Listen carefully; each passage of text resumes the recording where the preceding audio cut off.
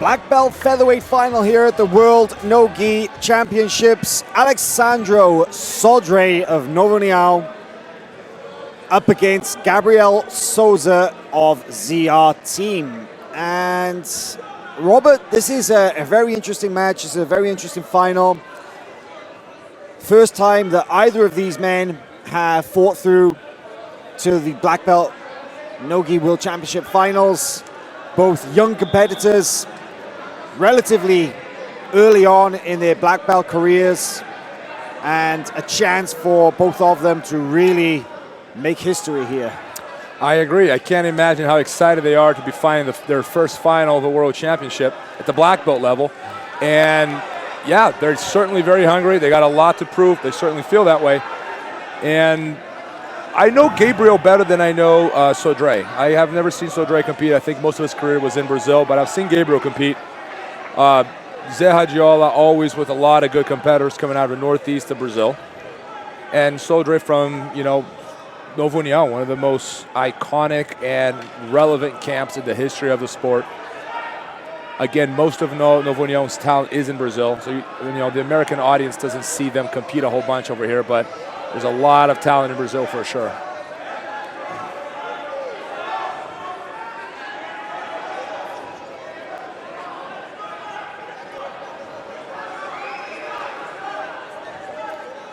Gabriel Sousa experienced no small amount of success very recently at the European No-Gi Championships in Rome, Italy, where he beats the, let's just say it as it is, the legendary Paulo Mião.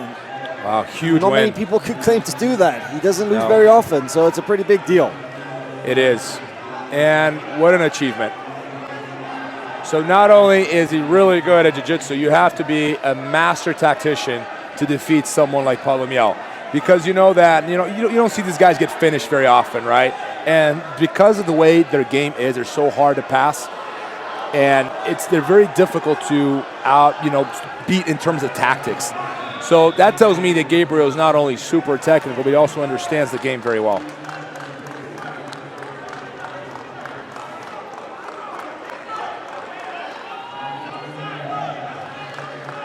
Surprised he let Sodre close the guard there. I'm not sure why he did that. I think he just wants to, spend some time in there and wait it out.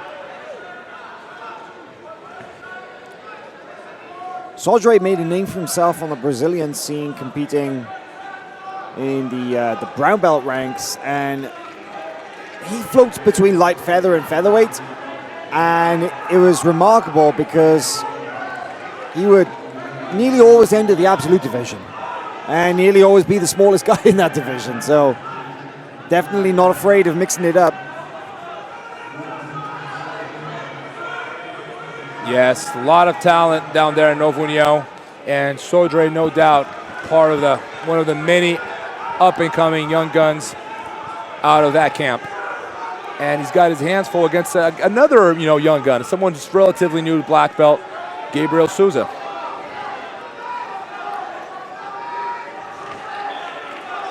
Gabriel Sousa training at the ZR Team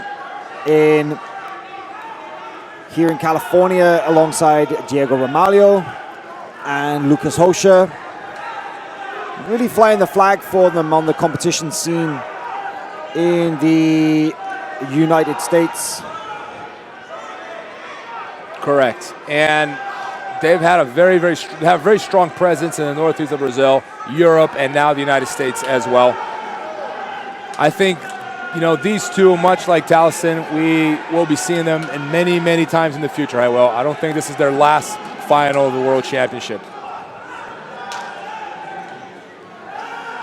I would like to see Gabriel standing up more, hopefully a little more, not leaving it to the end. I think that he's just trying to wait it out and maybe start passing towards the end of the fight. It's such a hard proposition to open the closed guard from on the knees, right? Especially no-gi. There's nothing to hold on to. It's almost, I won't say impossible. Every now and then you see it, but it's rare. It's very rare. I normally advise people to stand up right away. Unless you want to be there, it makes no sense to stay on your knees. Not much can happen when you're down.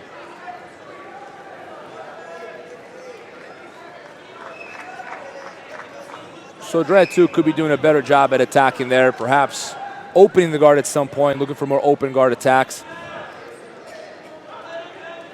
I think it's possible that these two know each other. They've competed against each other. I think that's likely. They're both the same generation, same weight class.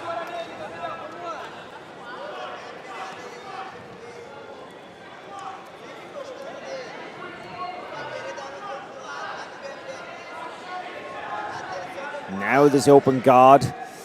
Sousa, big throw-by attempt, but... Yeah, their hips are so light, they recover so quickly. What Gabriel's got to be looking to do is a double stack, right? Get underneath one leg and then perhaps get underneath the second leg, right? And then you have a better shot at passing with pressure. Probably an even easier route is forcing his opponent to go to his knees, a front headlock or get to turtle position, and then he'd have a clearer path towards a submission or at least scoring some points. But once again, establishing side control in this division is very difficult. Checking through the results, I don't see any record of these two having fought before.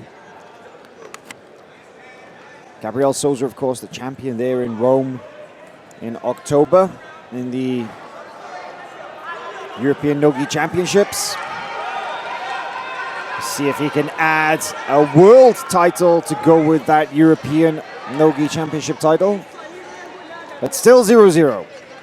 5.5 minutes down, 4.5 left in this 10-minute match.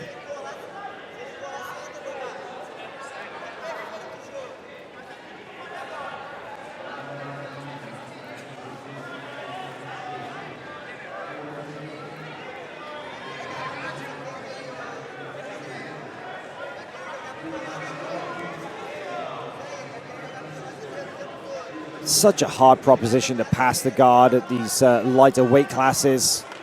It's just not something you actually see that much. There's a lovely ankle pick by Sodre. Nice attempt there. Oh, now turning into a possible armbar. Both these guys, wow. Well, the speed at which they move. Oh! Amazing.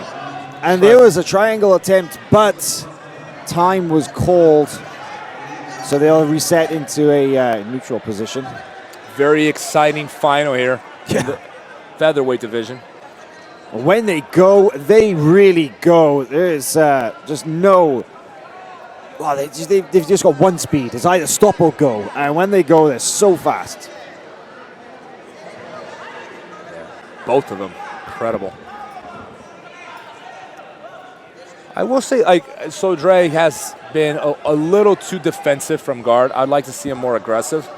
I think Gabriel's definitely taking the position of aggressor in this fight. And, you know, there we go. See? Where Sodre's like doing a good job defending himself, but that's what he's doing. And it's a tendency of people who play flat on their back is to be overly defensive. If you're a guard player in no-gi, you should be setting up, in my opinion. You shouldn't be flat on your back because you end up only defending.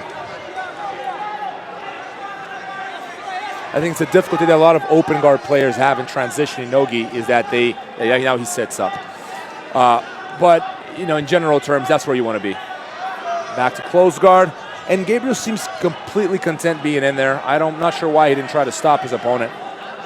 In his shoes, I'd rather be an open guard. He was able to be more aggressive. At least if I'm thinking like the referee, I'm looking at what's happening, I'm going, well, at least he's trying more, right? Whereas in here, it's more of a stalemate. Right.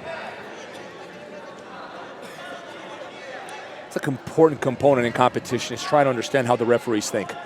I think a lot of people miss out on that. It's not just knowing the rules, but understanding the mindset, like what is going through the referee's head. And the better you know the referees, the better, you know, the more of an advantage you would have in a fight, especially in situations like these where, you know, not a tough opponent, equally, you know, matched in terms of technique, but, you know, still even score, not a lot happening.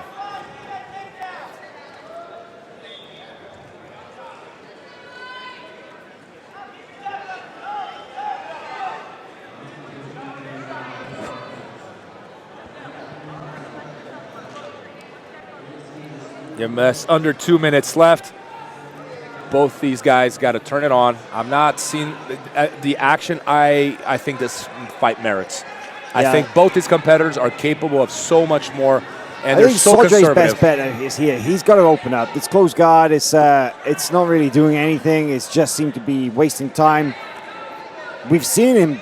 He's sharp, he's dangerous. If he opens it, he's got options. But right here, there's nothing happening. So, and you know, Gabriel on his end is not doing as much as he could be doing. He's reminding me a lot of the Bosher and Toscano fight, right? Like, you know, if you stood up and open, you have so much better chance at passing and doing something, or at least convincing everyone that you're going to win this fight. This is the world title here on the line, guys. I'm really hoping that they do everything they have the potential to do.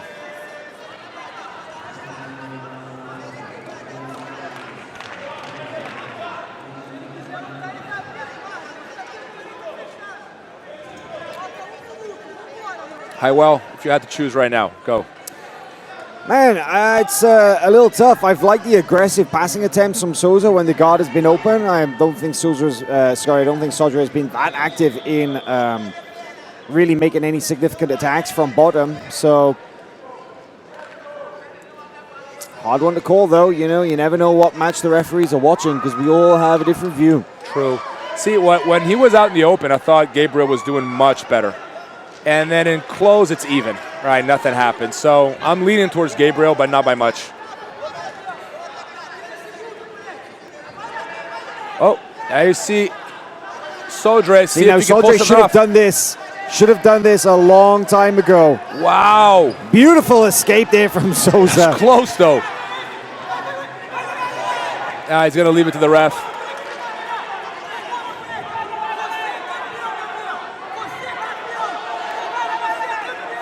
Sousa's got to go forward. He's got to go forward. He's got to shoot. He's got to drive. I'm not sure I understand Sodre's strategy here. He waited way too long to pull the trigger. He could have done that 8 minutes ago. Right. Why leave it to the refs? I don't understand. Or to the judges.